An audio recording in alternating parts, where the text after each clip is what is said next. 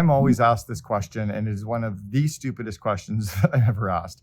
And by the way, a friend of mine, Joe Polish, always says there's no such thing as stupid questions. There's just stupid people with questions. Well, this isn't stupid people with questions. This is truly what I think is just a stupid question. The question is, what interview questions should I ask to hire a COO? Well, it completely depends on what you're hiring. Again, in my book, The Second in Command, I talk about the different types of COOs that are in your organization. But the core of your interviewing needs to focus around three things: the behavioral traits that this person needs to have in their role, which matches the roles and responsibilities and the core projects or business areas they're going to oversee. You need to focus on the skill set that the person has in terms of the different business areas that are going to be reporting to them, right? So if they have IT reporting to them, can they at least interface with IT? If they have finance reporting to them, do they at least understand finance? They don't need to be a true CFO, but can they at least understand it, right? So you have that technical bench depth that they need to have.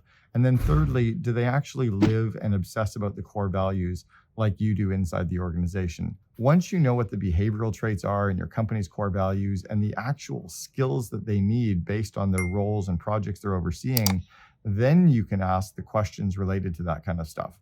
So it's really understanding what you're interviewing for before you're actually worrying about what the questions are. So the real question to ask is, what types of things should I look for in a COO?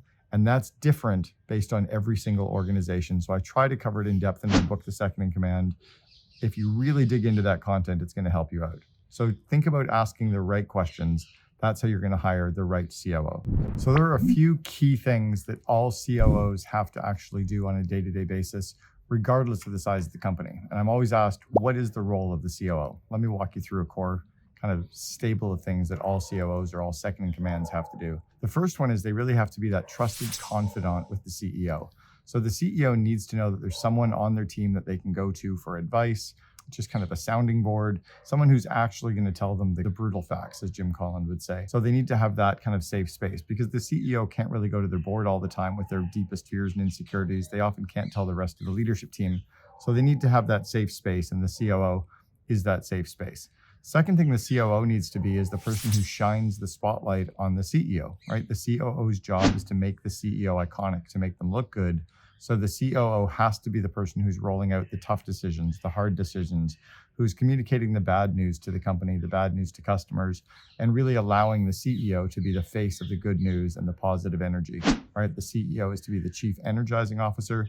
The COO's job is to shine that spotlight on the CEO to make them look good. Another thing the COO needs to do is operationalize the CEO's vision, the CEO's dream, and the CEO's cultural drive, right? So the things the CEO wants to make happen, the COO has to be the one to figure out how to do that. So the COO's role is to be the how to the why and the where of the CEO, right? Another thing the COO needs to do is build harmony and build the consensus within the leadership team, also to foster a good amount of debate and discussion and really kind of getting into the arguments together, but also leaving the rooms and leaving the meetings with having consensus. The CEO has to be able to build that within all the different functional areas. Another core role for the COO is to actually understand all of the functional areas and how they all fit together, and how to actually build some consensus within the team, how to build stronger communication, and also how to remove obstacles. And then lastly, the COO's core role is to think about the rest of the C-level and the VP level and how to grow those people's skills, right? How do we always grow the skill set of that leadership team, regardless of the size of the company? Even if you think of Starbucks at the biggest level, they go through leadership training on a monthly and quarterly basis for their C-level team. So the COO needs to be thinking about the skills that are needed for the company 1 year out and 2 years out, and making sure that we're always building that skill set and the capacity of the team. And then lastly, they need to always be building that virtual bench. The COO, because they're so clear on the vision of where the company is going, needs to understand the core people that we're going to need to help us get there. The core people we might need in 2 years, we might need in 12 months, maybe we need in 6 months.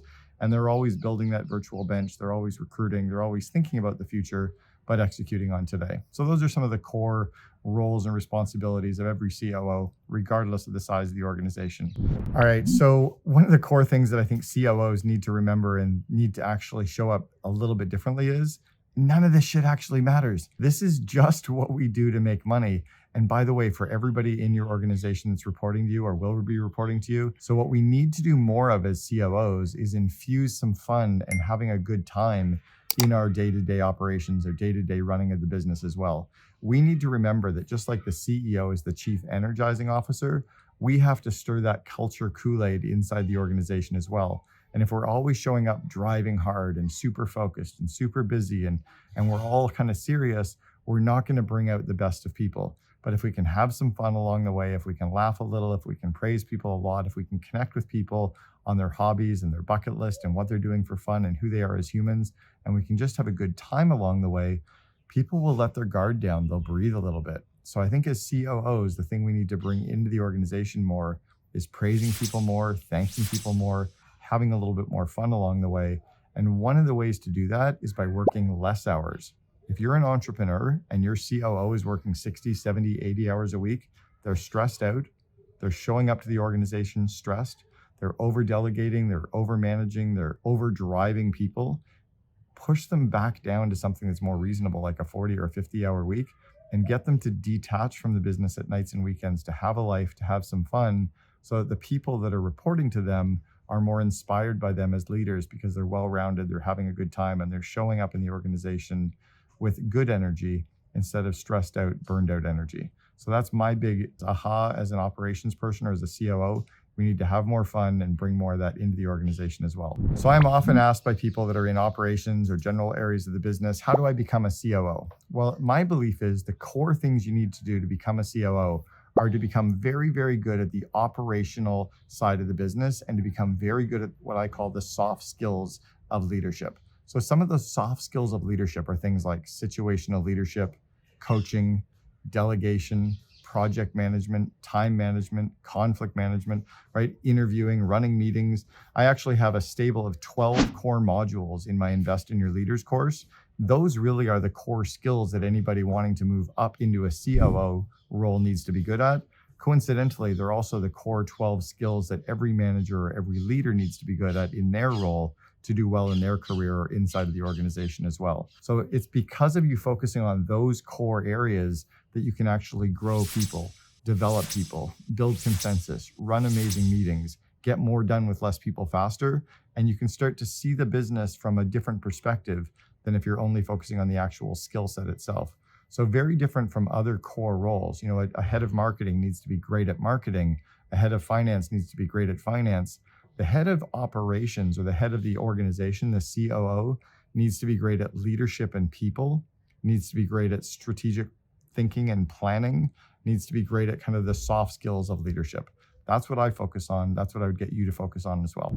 All right. So in various sizes of companies, the roles of the CEOs can be a little bit different. In the startup size company, whether it is a startup that's bootstrapping or a startup that is VC funded or angel funded, there's a little bit of a slight difference or twist in terms of the roles and responsibilities of that COO. So let's talk about the roles and responsibilities of a COO in the startup kind of chaotic growth phase of the organization. So the big thing they need to be able to do is constantly be looking for the jack of all trades, the master of none, hiring great people to bring into the organization that don't necessarily have solid domain expertise. So the COO is always bringing these people into the startup who can do lots of things. And then as the company scales, start to bring in some of that operational depth or the operational skill sets around certain domains or certain slices of the organization. So they need to be able to manage chaos. They need to be able to bring in those early stage people. They also need to be able to kind of communicate the vision to those people so that they can actually be executing quickly. The COO need to be able to really clarify that there's a bit of a bob and weave culture that happens in the startup stage. When we're pointing in a certain direction, then we turn 90 degrees and go right, then we turn 90 degrees and go left, and then we backtrack, and then we go forward. We're often making it up as we go in those early startup stages. So the employees can often feel a little bit bewildered, a little bit upset, a little bit frustrated. And the COO's job is to make sure that we're constantly clarifying with them that that is the natural path of the organization, but to be aware that they're getting frustrated, to kind of keep them calm and to keep them coordinated. And then lastly, they need to be looking for any of the miscommunication that's happening in the early stages, where you have certain people working on business projects that the other business areas don't know, because you often don't have that solid leadership team in place that's already got the communications happening.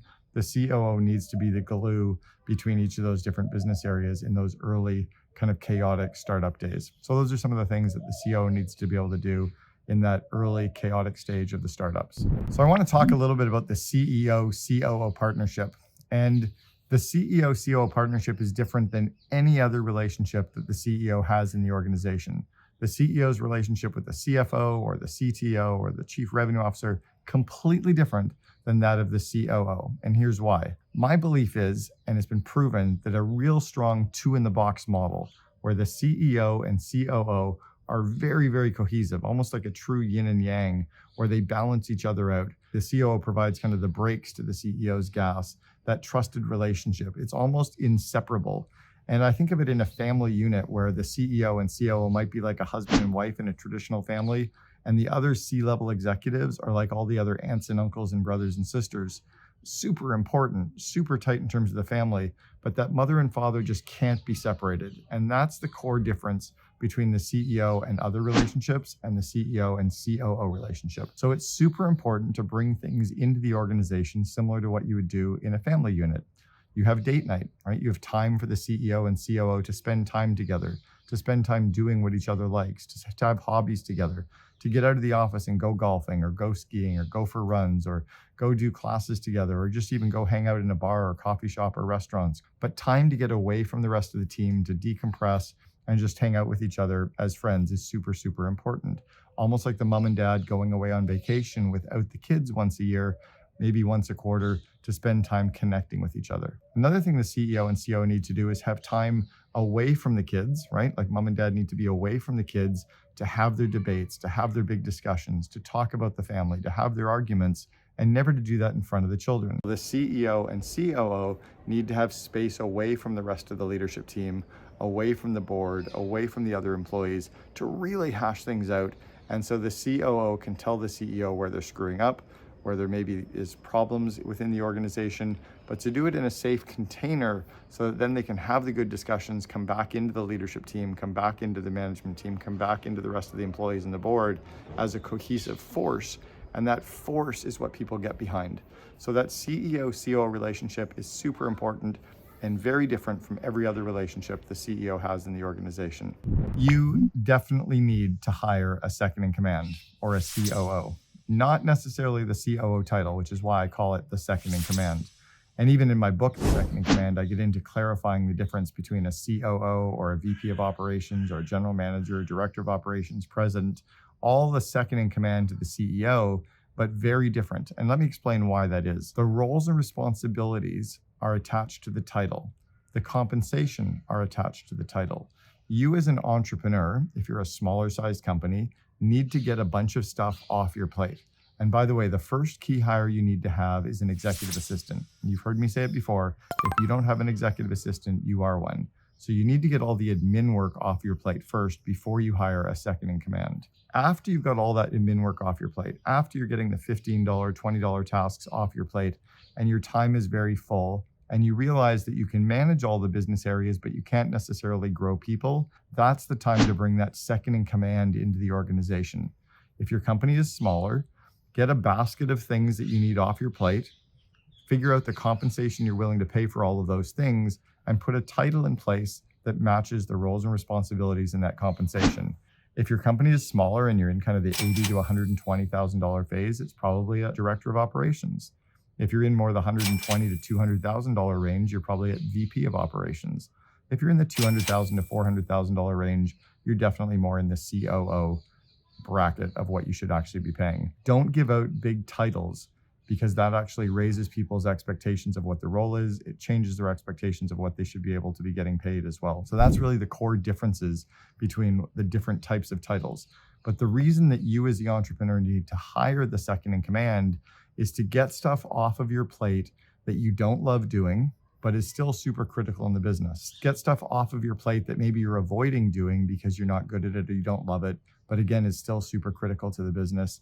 And it also frees up your time to work in your area of unique ability or your zone of genius. Find the 2 or 3 areas that you love doing, that you're really, really good at. Delegate everything else to an executive assistant and a second in command. Get somebody who loves doing those things, and they'll actually supercharge that part of the business for you so that you can focus on the few areas that really drive you, and you can stay as the true CEO, which is the chief energizing officer, to really bring good positive energy into the organization, which you can't do if you're drained because you're working on all the areas that you suck at or you don't really love doing. So that's the core reason why you need to get stuff off your plate, is to get somebody who can do those things that are super critical, to allow you to do the few things that are most critical, that most fill you with energy, that will then supercharge the organization. By the way, if you're loving these videos, check out some more here as well.